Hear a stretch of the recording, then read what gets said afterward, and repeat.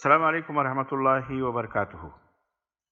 پیارے بھائیوں اور پیاری بہنوں، ایک سوال ہے کہ روزے کی حالت میں خود بخود الٹی ہو گئی، قے ہو گئی، تو ایسی صورت میں روزے کی قضا کا کیا حکم؟ روزہ کرے، قضا کرے یا نہ کرے، کیا حکم ہے؟ اس کا جواب یہ ہے کہ روزے کی حالت میں خود بخود قے ہو جانے سے روزے کی قضا نہیں ہے۔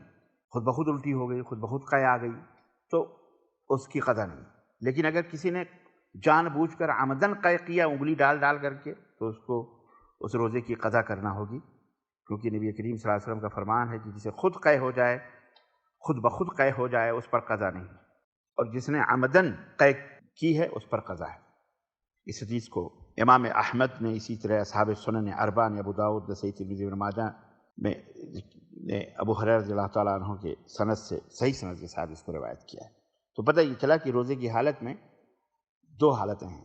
اگر وہ خود بخود قے ہوتی ہے تو اس میں الٹی ہوتی ہے تو اس میں قضا نہیں، لیکن اگر جان بوجھ کر کے تو اس کی قضا ہے۔ والسلام علیکم ورحمۃ اللہ وبرکاتہ۔